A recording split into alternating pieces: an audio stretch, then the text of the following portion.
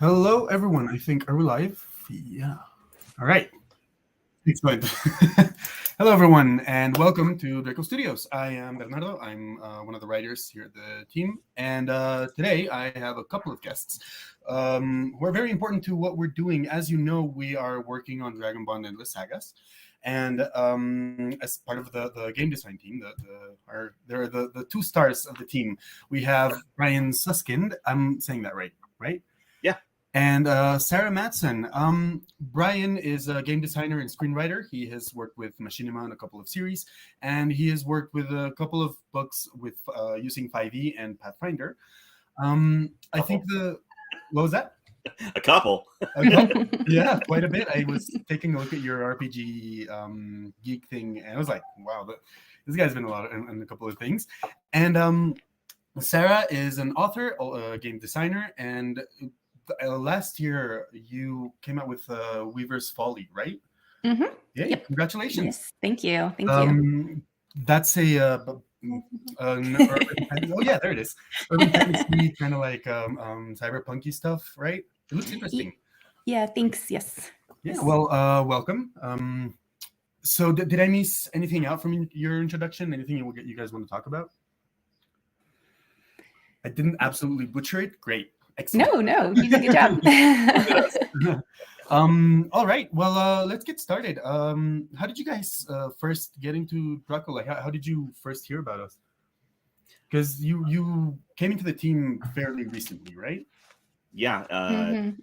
Pretty much March. Well, I got a call from or an email from a friend of mine who said, "Hey, there's these guys who are trying to do this project, and would you be interested in talking to them?" And I said, "Sure, I'm always interested in talking about projects." And I started talking with both Daniels, which saved time because I didn't have to learn more than one name. And they said, "Well, here's what we have," and laid out the thousands and thousands of pages. And I went, "Wow, that's a lot." Oh yeah. And I said, I'm gonna need help on this. And Sarah and I have been working together at Cobalt Press for quite a while, and her stuff's great. And I said, "Hey, Sarah, you want to work on this with me?" And that's pretty much how we got started.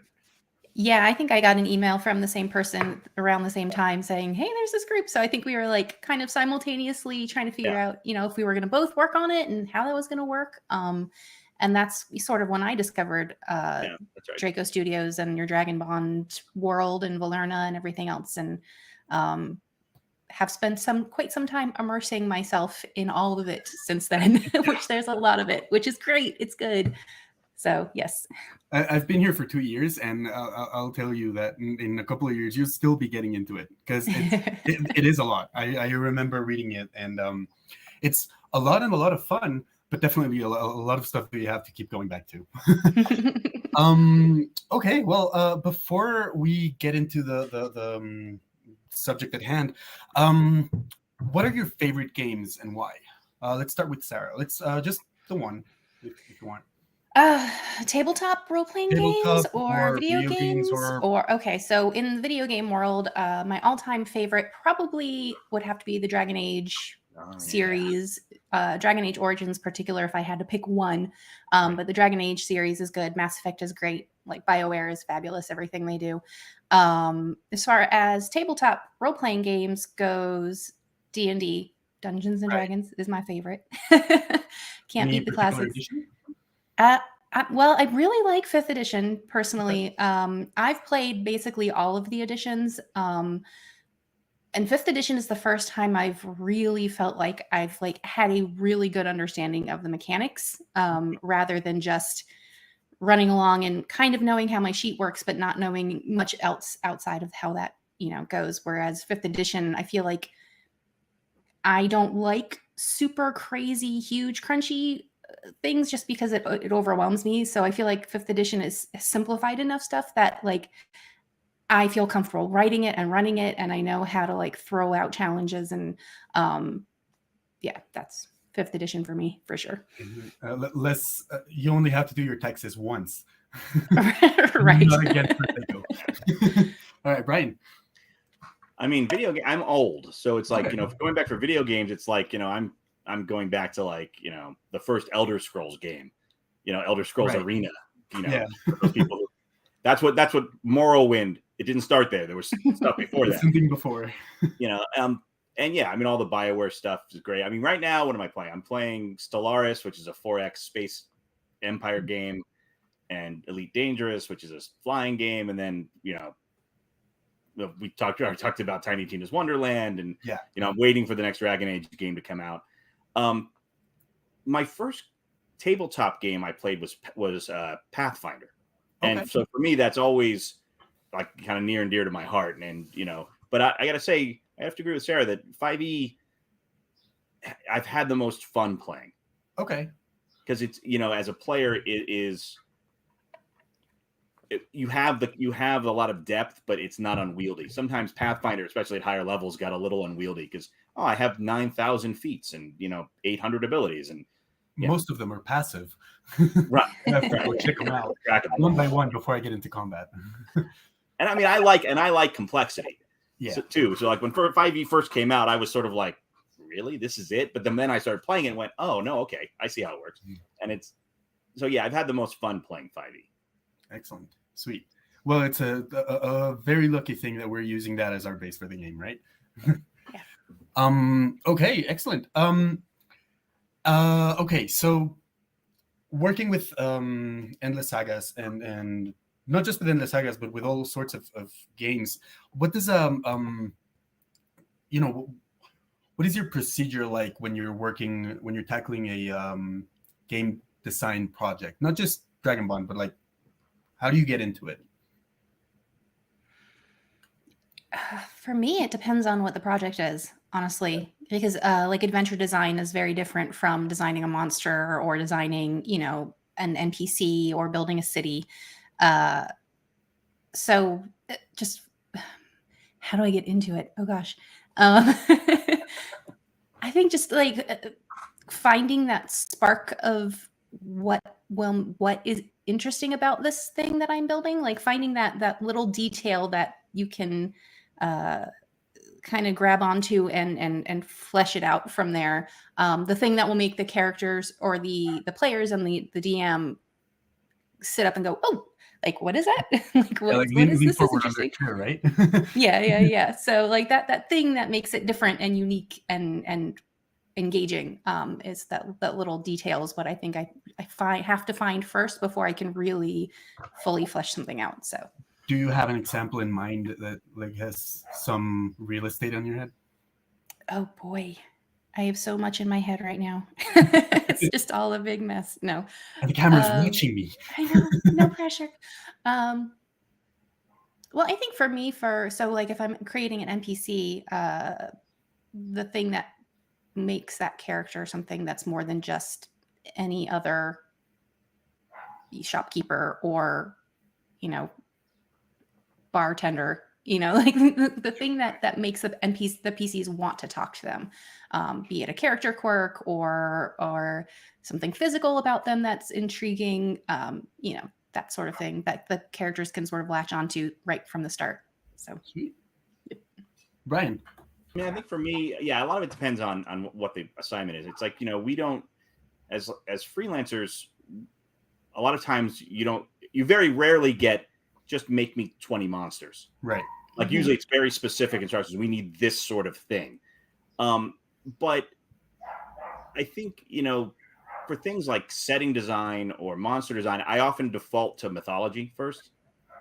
And depending on like if it's like based on a certain region, I'll go back to whatever that region is in the real world and dive into the mythology a bit. But I came up through like the open design days before Cobalt Press was there, and when we all were doing things through LiveJournal and learning how to do this crazy business.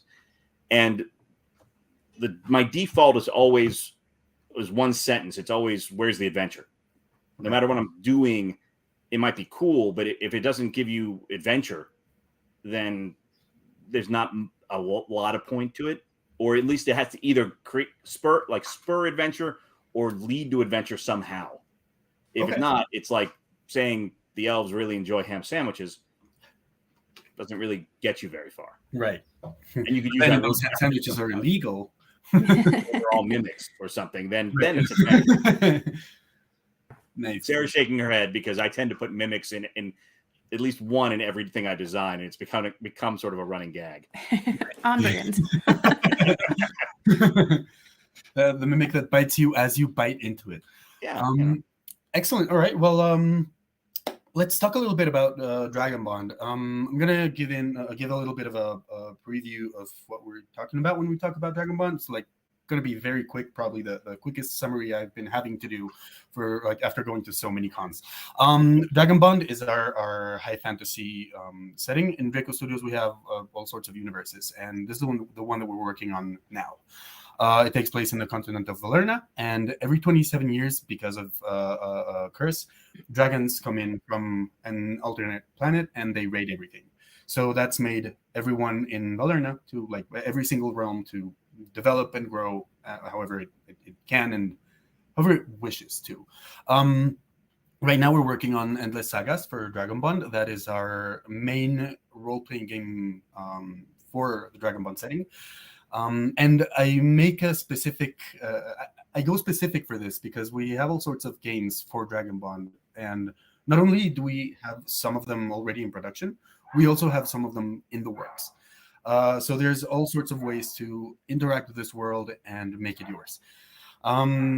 So from your experience, having read these massive documents that we have and engaging and loving them so much, what would you say makes Dragonbond unique? Let's start with Brian for this one. I mean, I think the thing that's going to jump out at people like immediately is just the fact that you get to be a dragon rider. Like, to ride a dragon is usually something that, I mean, it's a fantasy, like, I don't want to use the word trope because that makes it sound sort of negative, but I mean, it's like, you know, almost every fantasy book you read growing up, like, riding a dragon is just a big thing. Yeah. And the fact that here's a game that it's almost from the ground up, that's sort of the thing. I mean, people are going to lock onto that like right away. It's like, wait, so I get a dragon. Oh, yeah. I get a dragon, you know, and it's exciting. Like, oh my God, I get a dragon. You know, and then I think once you get past that, you realize that, you know, here's the living, breathing world of Valerna is there's so many layers to it and there's like you kind of like what you said a little bit ago, that years from now, we'll still be like uncovering layers to the onion of it all, going, oh my God, I didn't realize this also happens. And that's the exciting part for me, is that the world building it's so rich that it's going to appeal to just about everybody. Yeah. Sweet. Sarah? Yeah, I think for me, it was sort of a combination of what Brian was talking about. The world, there's so much to the world, and you don't have to pay attention to all of it. If you wanted to focus, you know, purely on one small little city or in one region, you can, right? And you can keep things sort of, your scope of your adventure narrow, but there's so much else for you to play with, to bring in, you know, allies and antagonists and layers of politics. And it was just really interesting and fun for me. And I sort of really liked the idea of the Dragonbond, you know, what Brian was talking about. You get to ride a dragon, but for me, like, from a storytelling perspective, because it's not just I get to ride a dragon, right? It's this concept of bonding with a dragon on like this metaphysical level. And so just the story potential for that sort of bond for me was just really, like, I immediately had like 5 ideas I was like, if I was writing a novel, you know, this is the story I would tell. So I just thought that provides a lot of really interesting and intriguing story aspects and conflict, or, you know, driving the engagement forward. So I think that's really interesting. And you have a lot of very rich and interesting cultures and peoples that populate the world. So it's, you know, you have your elves and your dwarves and things like that, but they have twists on them that are different from the typical, you know, Forgotten Realms versions that you probably know. So it's familiar, but it feels fresh and interesting and new to me. So, do you guys have a favorite peoples? from Valerna? Maybe one you identify with? That was gonna go for the last bit of the interview, but I figured you can move things around in these things. So I'm typically I gravitate toward elves and tieflings and stuff like that, but I really like the concept of the Nuoda, the dwarves, right? In the jeweled desert, that they live in these giant floating gemstones. That there's just a lot of really interesting, intriguing mythology and story there. So I like that. I think for me, I keep kind of gravitating back toward the Sakaran Dominion. I mean, here's this sort of below the surface of the water race, like this whole underwater kingdom above and below. Right. For me, I'm because it's an area that you get seldomly in most D&D stuff, because there's a lot of mechanical issues with dealing with underwater and breathing. So that part is I'm like that whole chapter. I think I read it 5-6 times, going, oh, well, they could do that. And I'm thinking well, maybe I could bring that into my home game. Yeah. I also really like Tiberia and the Magir and Vampire and sort of Blood Empire, because I'm a huge vampire fan. So I'll take that any day. So I think we've probably moved around some art in our social media. So if you already know about these realms, then that's amazing. But I mean, we'll be sharing more art as we go along and as we move forward with our product, so you can become more familiarized with what they're talking about. Yes, you've been working on this adventure path. There's a thread on Slack, a very recent one actually, where you were talking about the main changes that we're going to go for the Tyrant of the Cursed Coast. Tyrant of the Cursed Coast, for everybody out there, is an adventure path that we're working on. It's a pretty long saga. And it takes place in Valerna. It's the first published, well, to be published adventure for Dragonbond. And can you tell us a little bit about kind of what's going on, the dreaded pitch? No spoilers. It's a level 1 through level 20 adventure path, which is a daunting thing to begin with. Yeah, but it revolves around, trying to think, how do I say it without giving everything away?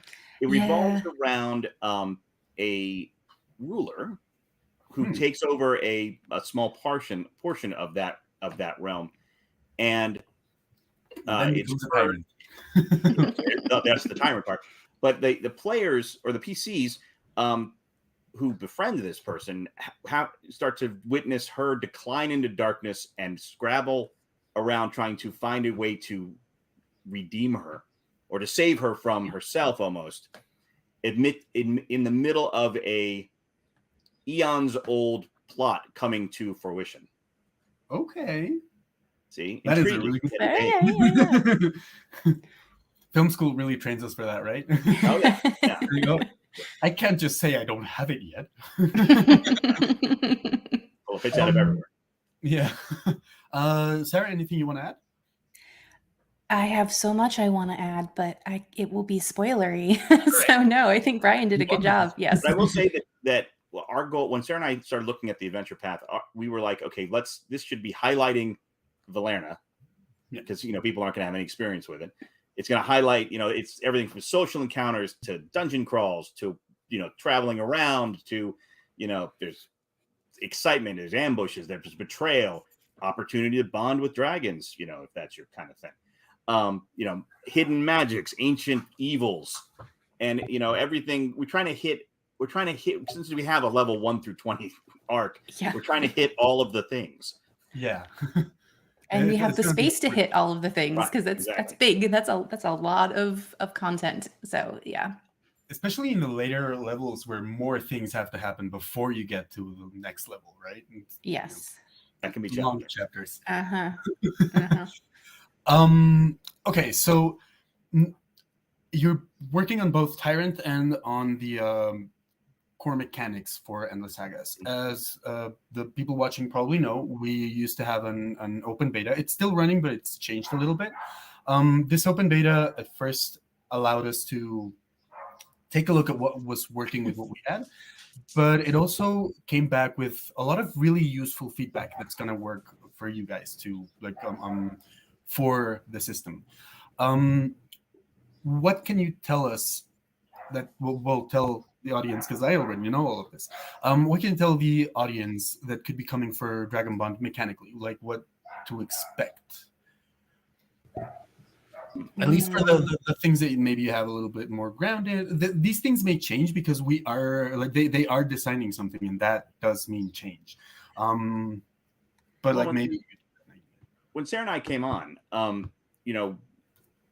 lot of the like a rough draft of the mechanics was already done because it had already gone out for beta testing, and we had an unenviable position of coming in as an outsider who hadn't seen any of this before and be able to say, well, that part doesn't make sense, or that part does make sense, or that's really cool, or well, that needs to be tweaked a little bit. So, our goal was sort of because the stuff that had been there was amazing and cool, but it didn't always necessarily work together. And so our goal was to make sure that everything worked together and with 5e as a whole. Right. So there's some things that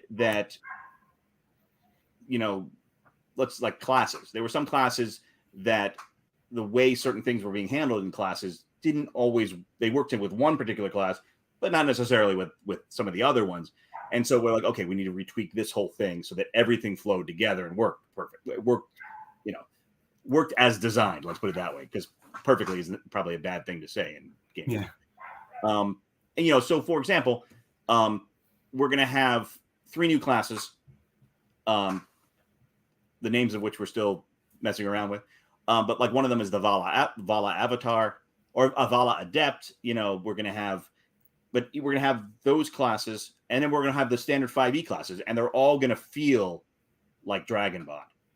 Okay. But also the kind of thing that if we have done our job right, you could pull one of those classes out and use it in a 5e game elsewhere without having to do too much. Because one of the great things that most people do with their home games is they'll pull pieces from everywhere. And, if you don't do that, it's you're kind of shooting yourself in the foot a little bit. Sarah came up with a great idea for an ability system. I'm trying to like, how do I make this vague? For basically a point-based ability system. Okay. Or magic system, basically, to add on to the current magic system. So it's almost like sorcery points in a sorcerer, but something that every character can do, not just spellcasting classes. Okay. And so you can almost, it's almost like having meta magic feats or meta magic that applies to like a melee weapon. Gotcha. So there's and it was brilliant. And like, because we were trying to figure out ways to make VALA, which is, VALA is of course magic, but VALA it's like the one source. It's one magic. There's no arcane, there's no divine. It's just VALA. And how do you, in a world where everyone has it, how do you make it? How do you display that? How do you make the farmer who also can use VALA to do something? How do you make that feel real? And the system that Sarah came up with is great, and I think people will be really excited about it. Yeah, I think your mic's on. Yep, I was muted. Sorry, my dog was being very loud. Yeah, I think that was one of the challenges that we dealt with when we first came on was, you have this rich world with all of this interesting, and the concept of VALA, which is this magic force of creation that sort of permeates everything in the world. And everybody at some level or another has the ability to channel this. And how do you represent that mechanically, right? Like, because you have this giant force of creation, and obviously the more powerful you get, the more you should be able to deal with, to manipulate it. But separating it out, I think, and making it its own standalone mechanical system allows you to sort of layer it on top of things. So you can pull, like Brian was saying, you can pull a subclass, or even like I've been working a lot on the sub races recently with figuring out how to represent them very mechanically and make them interesting and new. You can pull that sub race and play that in your own game if you want to. But then if you're playing in Dragonbond, you have this additional system that just creates this rich I just lost my words. This rich system of magic, but it's not necessarily, magic like throwing a fireball. It can be, but it can take the shape of all sorts of things. So yeah. Sorry. So they were I get it. As they were saying, they were talking a lot about VALA. VALA is as Sarah said, this energy that it's about creation, and it's in everything, and it is kind of like this core concept for Dragonbond, and it is the main reason why dragons attack Valerna, because they were in their history they were ripped away from VALA. So like look, it's not their fault. It's not the dragon's fault that VALA is so tasty. Right. Yeah. It makes it so buff. It really tastes good. It does. Yeah. And hey, if you're gonna eat it and then you're gonna get buff, I'll take it. Yeah. We were talking about challenges, and off the air we were talking about, because both Brian and I have a background in screenwriting, and we were talking about the differences when designing games and when telling stories, like coming in with the traditional storytelling structures that the three of us know. So can you tell me, can we repeat our conversation that we had before? Sure. I think it goes hand in hand with the idea of like the hero, like Joseph Campbell's hero's journey, that he codified it sort of down into the hero's journey, is sort of the way traditional stories are told. But when you're writing, and that's always in the back of my head when I'm writing, but writing a novel isn't the same as writing an adventure or writing, mechanics, because it's when you're writing an adventure, you have players who don't necessarily want to go along with whatever it is you decided you want them to do. I mean, it'd be nice if they would, right? But they don't. So you have to, especially when you're doing a campaign arc, where if we apply the sort of the arc of a movie to the whole campaign arc, it's broken up into adventures. And if it happens to end on a like a betrayal or some sort of dark moment, players leave the adventure going, that was sort of a really downer of an ending. And so you can't really, it doesn't apply like a one-to-one. You can't just apply it perfectly. You have to adjust it in order to get it to work. And you always have to keep in the back of your head this thought of players are going to change things because they're players. Yeah. And, you could railroad them as much as you like, but the best game design is when the players don't realize they're on the railroad. Okay. It's an illusion of choice. Like, you might say there's 3 doors, and they lead to radically different places. No, they don't. No, they don't. Like a garbage can in the airport. Right. The players think they lead to different places, but they really don't. You've just moved the room over. Okay. I mean, and that's a bad example, but that's sort of the illusion of choice. It's like, the only way that they would realize that they were always going to end up in that same place is if they played the adventure again. Sweet. And it's, when you hear someone say, "Oh, that game's all railroady," that's what they're talking about. They feel like they don't have a choice, and the players love games where they have choices, right? Even if they don't realize they don't have a choice at all. Even if it's a very small one that's just going to change the color of the ending. Right. So Sarah, this one's for you as an author, novelist. Well, I guess it's for the both of us too, but I want to start with Sarah for this one. Yeah.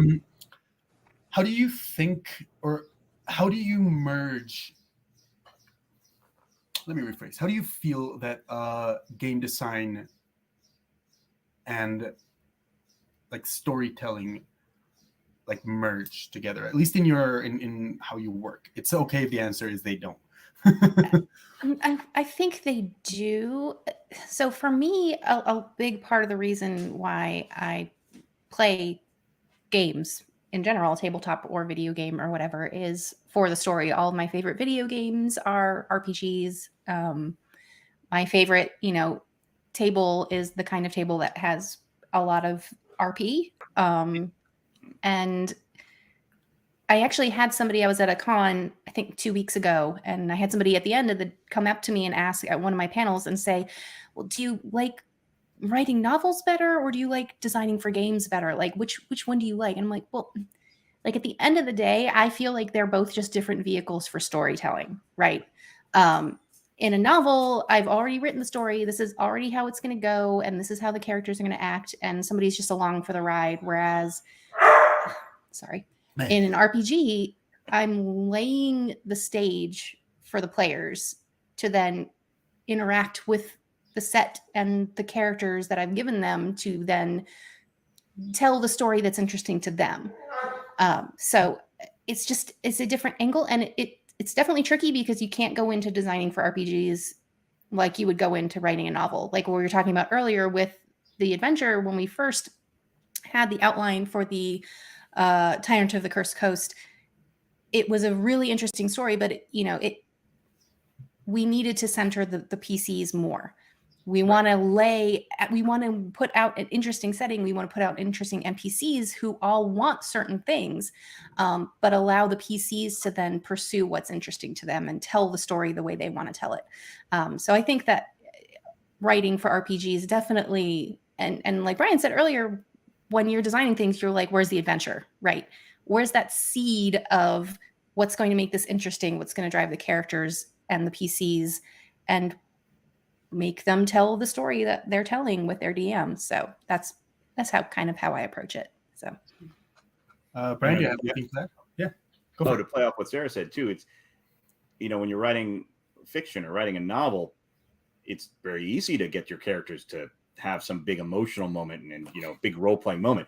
It's much harder in a D&D game, or it's not harder. It's you have to come at it a different way to get your players to role play a social interaction when because you can't make them.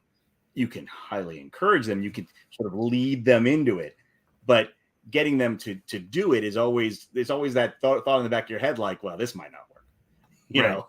And with a novel, it's going to work because you're making it that way. But I mean, I've been in so many games that are like had some sort of social, like you're at a party or you're at a masquerade, and it's supposed to be this amazing political thing or amazing social thing, and people just stop talking. Right, and their hands start getting hot with fireball. Right, and you feel like they just murder hobo all over the place, and you're like, well, that didn't work, Yeah.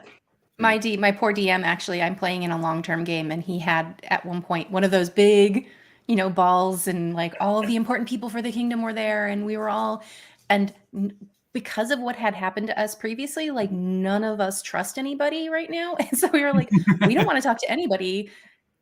We don't trust any of them, especially because they were coming from other countries. And, I could hear him on the other side of Discord, just engage with my NPCs, damn it. And we were like, no, we don't want to.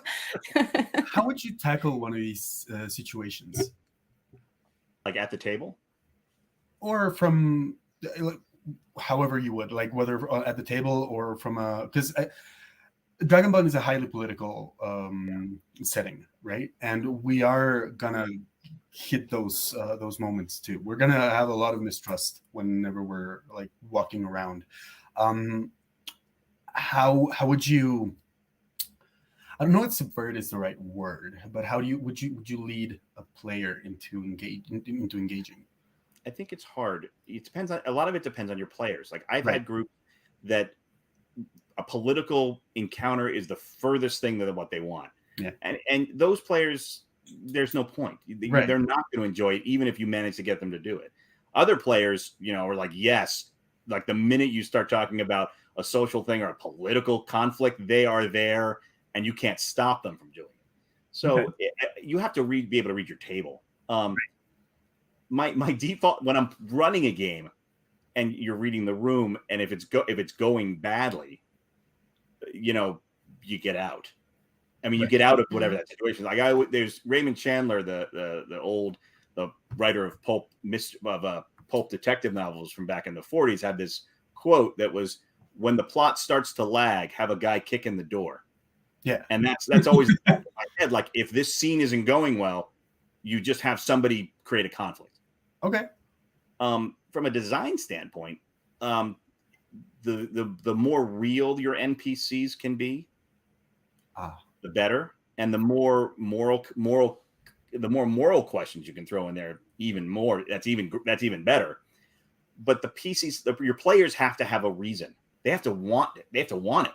Yeah. So it's like that's all stuff you've set up before. Like, you can't drop it in there as a surprise. They'll never go for it. But like, if you've set up that they have to find out who who is the person diverting funds from the orphanage, as I make things up in my head, well, honestly, they'll probably just pull some guy into a closet and interrogate them. Let's face it, they're players. Right. But they have to want to do it. Otherwise, it's just not going to happen. Yeah, I think a lot of that too is setting expectations with your players from the get-go as far as what kind of game you're playing. Because if I want a dungeon crawl and I end up in a political intrigue game, like, the way I build my character is going to be different. My expectations of what I'm going to have at the table are going to be different. And I might be real grumpy about the fact that, I'm having to schmooze with nobility when really I want to be killing goblins. And vice versa, which is really interesting, actually. So the scene that we were in, we had originally started in a Curse of Strahd game. So all of our characters were built for Curse of Strahd. Right. We finished Curse of Strahd, wanted to stick with the characters, ended up in a different place. And in this situation where it was a combination of the players were like, I don't know what to do with this now, which all of us play Vampire the Masquerade a lot. So like, we're big into politicking. We know how to do that. But like, in the situation with our PCs didn't know what to do. I'm like, this, Can I stab it with my knife? Or is there a lock for me? But it's just stealth. Does stealth work? No, I don't know. So, and it was a very interesting situation where the characters were fish out of water, but also as players, we were in a place where we hadn't expected to be. And there's always the element of unexpected in D&D, but the kind of game that we were in for that session, at least, was very different than anything we had been planning on having to deal with. So, expectations are a huge element of how to deal with that and make sure that everybody's on the same page and wants to be playing what they're playing. So, right. Yeah. Sweet. Okay. So back from a workflow standpoint, what are some of the most significant challenges that the two of you have come up with when developing and designing Dragonbond specifically? That we've encountered or that we've created? Both. Important. Yeah. Because that's a good point. We tend to write ourselves into corners often.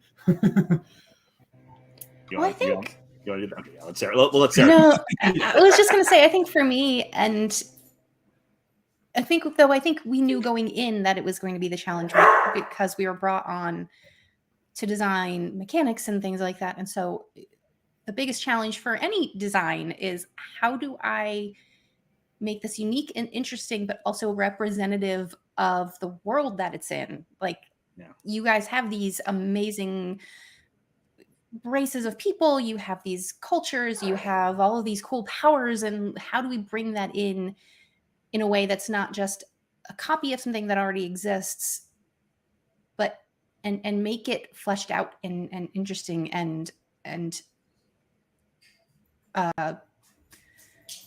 like representative of what it's supposed to be, not just something, I have this cool idea for this thing and it doesn't really fit in the world at all, right? So making sure that we accurately flesh out the world of Valerna and all of its people and really awesome magic and stuff like that. So yeah, it's just been a challenge of weeding through a lot of the really good stuff that's already there and figuring out how we need to adjust it and tweak it and make it even better.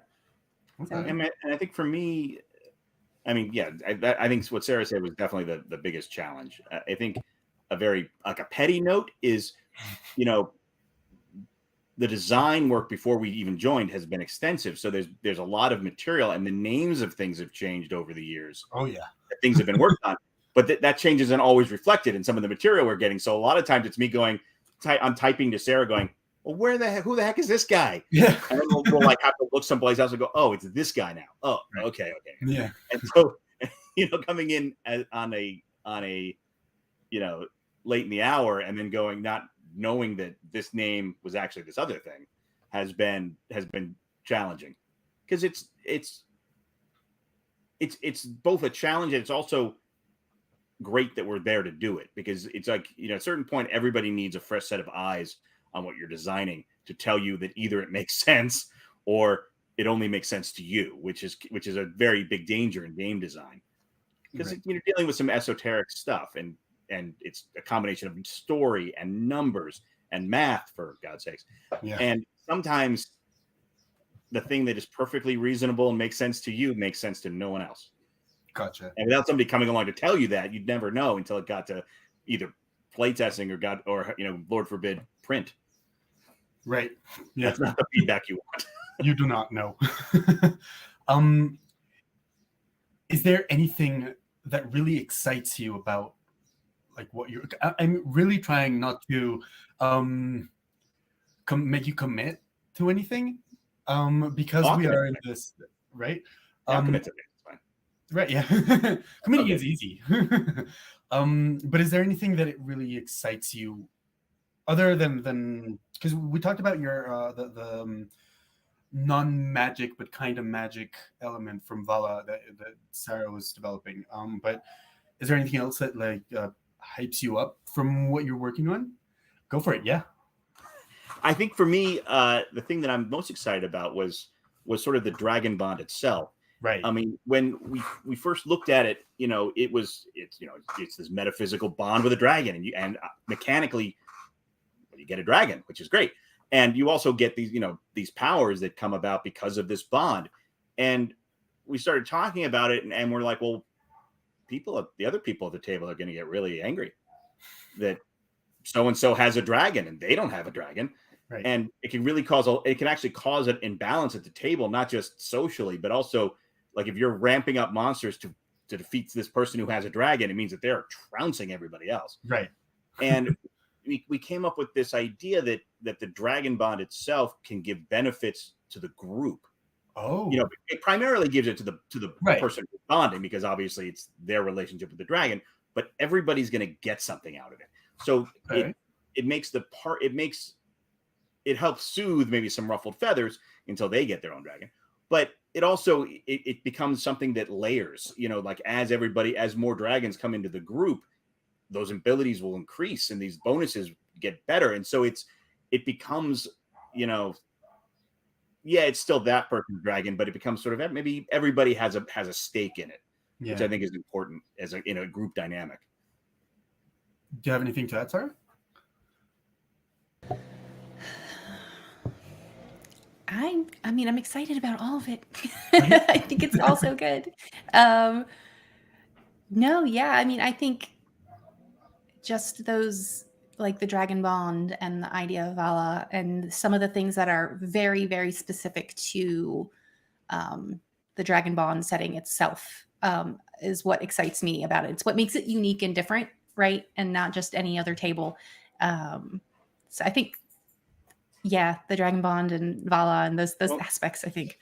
And we haven't codified this yet, but we are toying with the idea of finding some new ways to use inspiration that feel very linked to Dragonbond as a setting, and some new uses of it that will play in, because and there's that. I mean, Sarah and I are old school enough where we appreciate a good feat system. And we're finding some new ways to bring feats, make them a little bit more relevant than they currently are, especially ones that are tied to the setting. Because feats, in 5e, feats they're little power bumps. I mean, and that's sort of all they do. Yeah, do you want a +9 to your wisdom perception checks? So that you can see everything all the time? Well, and that was sort of the power creep problem with Pathfinder eventually, where it was like, I'm rolling a perception check and I get a 40. It's like, yeah, I can see through walls now. Yeah. But setting-based feats were always very interesting, I think, to both of us, that this idea that you could pick up this feat that made you more like the person that from that place that you say your character's from should be. And, that idea is, I think we both gravitate toward. And so we're working on sort of something along those lines. Sweet. One of the things, like coming back to the Dragonbond thing, I think we've probably talked about this in one of the live sessions that we've had. If not, like it's important to remember to repeat these things. Usually, in my experience, having a dragon in your party not only makes the character more powerful, but you have this enormous CR30 creature that is just gonna plow over everything, and it doesn't really make sense with because so thinking about Sapphira from Maragon, it makes sense for them because she's young, but like eventually, like it gets way too powerful. How from design are you keeping the dragon and character balanced? Because that's a tricky one, right? Well, first of all, you should get out of your head that you're going to get a CR30 dragon right off the bat. That's right. Like if that happens, your GM has done something really wrong. Yeah. I mean, we're going to probably level the dragons to you. Like, if you are a first level character in Dragonbond and you somehow manage to bond to a dragon at that level, you're getting a wormling. I mean, you're getting right out of the shell. It's this big. It shouldn't be in Valerna in the first place, right? Well, no, it can be.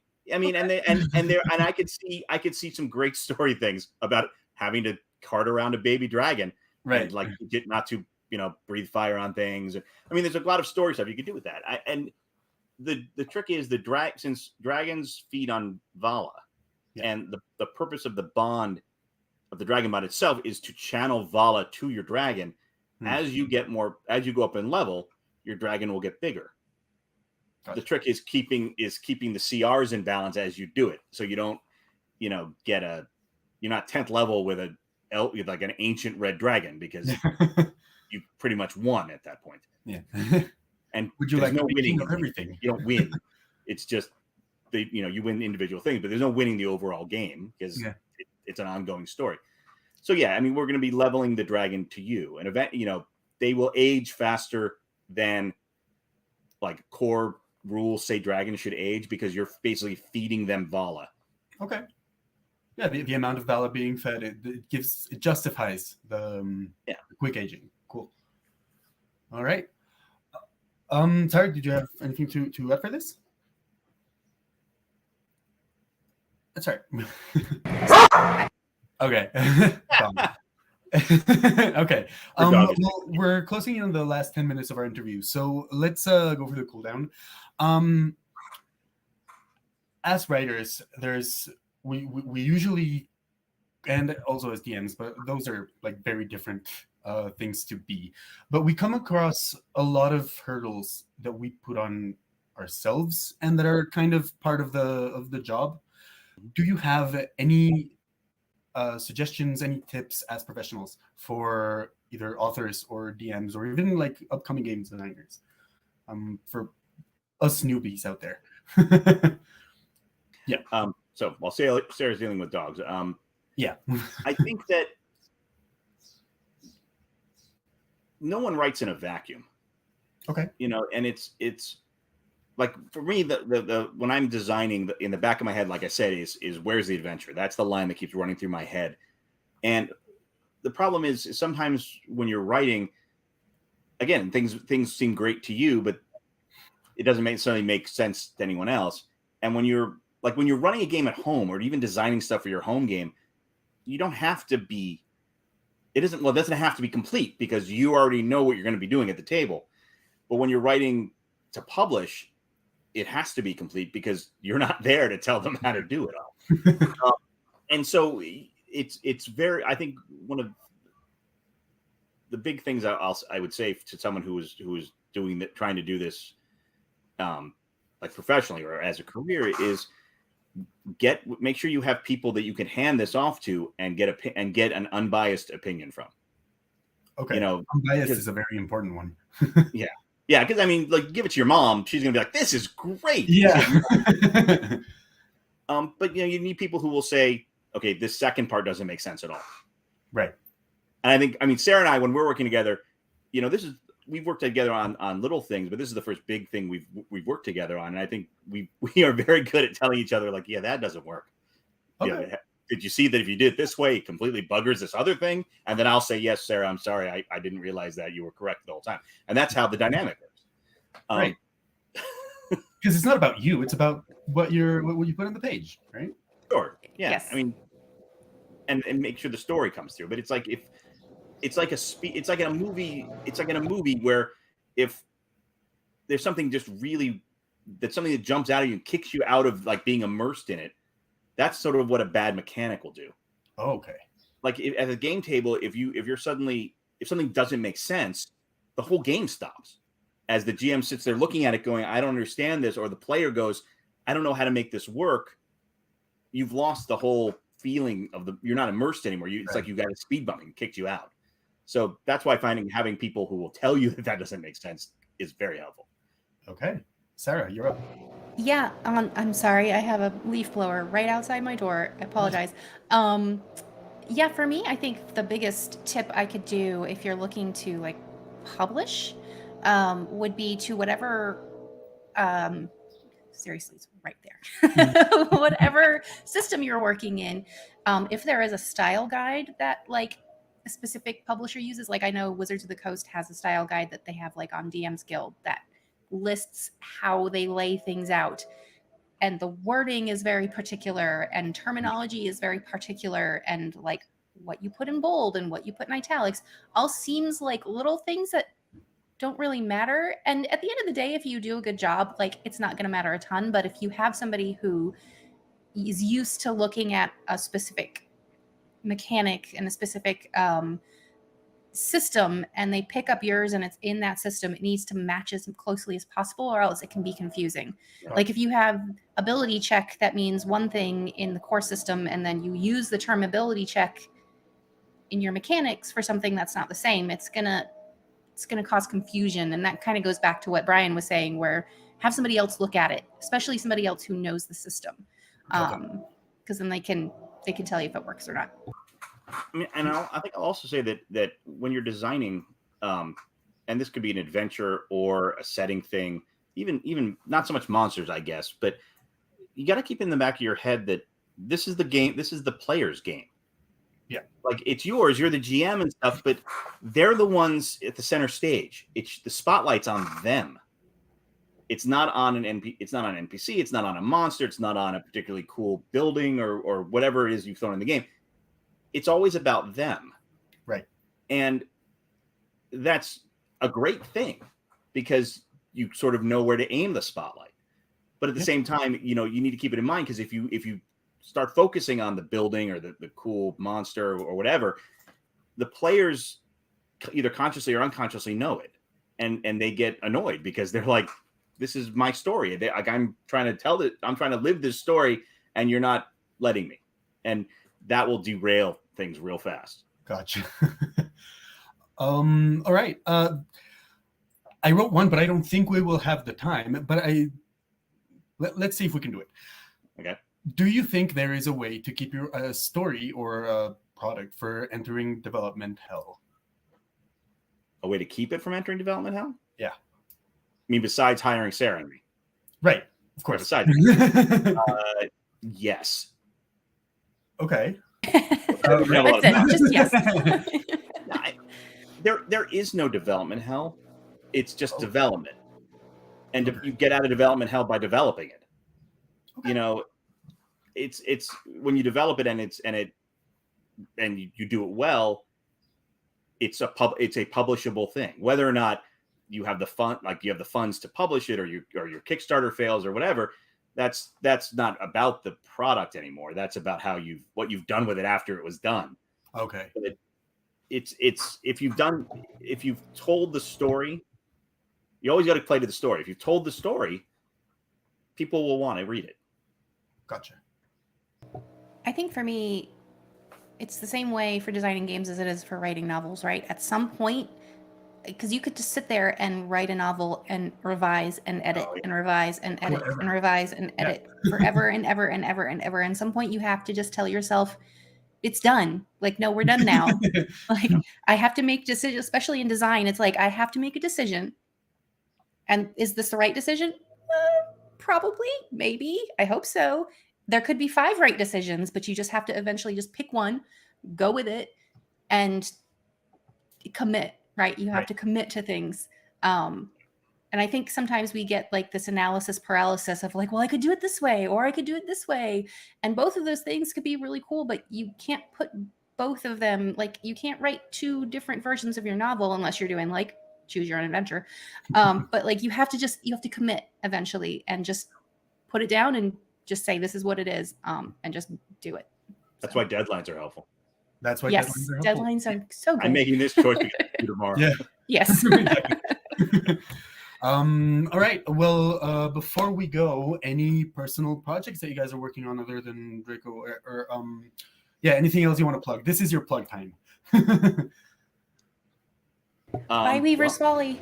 Yeah. I'm writing the second one right now, so buy it. Anywhere it's you great. I think Sarah and I are both on a new Kickstarter for Kobold Press called Cities and Towns. It's a campaign builder book about building cities and communities with monsters and spells and all kinds of great stuff. So that should be fun. Not that I feel weird about plugging a different product from the different company, but we're gonna plug ours in a second. I mean, granted, we don't have a lot of time because Dragonbond, but most of our time is Dragonbond. But we do this other stuff, when we're eating. Right. Few moments before we sleep, we'll write something else. But no, I mean, it's I think Dragonbond is going to be amazing, and people are going to be really thrilled with it, I think. Absolutely. Okay, social media, if you want. I'm good. I do. I just have a leaf blower. Okay, we'll put it online. That's fine. And finally, before I do my plug, I do our plug. Any music suggestions for people out there? I love music, so. Ooh. for during the game, or for like just in general? It's fine, like just for. All right, so actually, I'm going to couch it this way, Sarah. What do you listen to while you're designing Dragonbond? There we go. I have all of the Elder Scrolls games, all of the soundtracks for all of the Elder Scrolls games, all compiled into a playlist, and that's like that and the soundtrack from the Witcher games are my 2. I'm writing fantasy.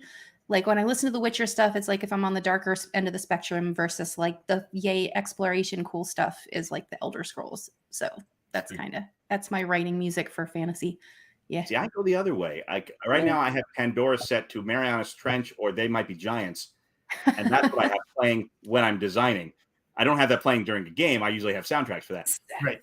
I can't listen to stuff with words when I'm making words. Like I can't. I have to have just either foreign languages where I don't understand what they're saying, or just instrumental. And I find game soundtracks to be really helpful for just kind of helping get in the zone for writing. Sweet. So.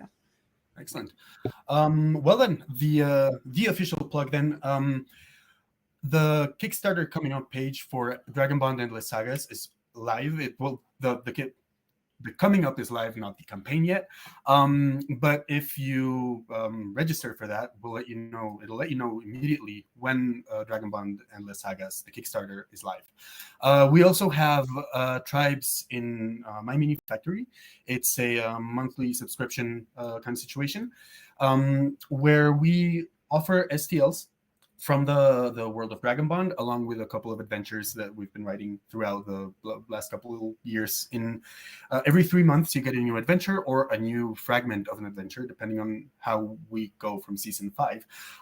But as it stands now, every 3 months, you get the adventure, and within those months that make up the season, you also get STLs that go straight for that adventure. If you don't have a printer at home, or if you don't usually use 3D printers, we also have a thing with Only Games. They print the mini and they send it to your home wherever you are. And finally, if you can find us on most social media. You can also join our Discord server and just have the conversation with us, like in real time, in text mostly, and with people in our community. They are really great people who like they help each other out a lot. I don't know a lot about 3D printing, and every time I get into our Discord, I learn a lot. Sarah and I just started Discord the other day, I think. Yes, we are on the Discord now too. On the Discord. That's right. And I'm pretty sure all of those links are in the description below. Yeah, look at that. Description below.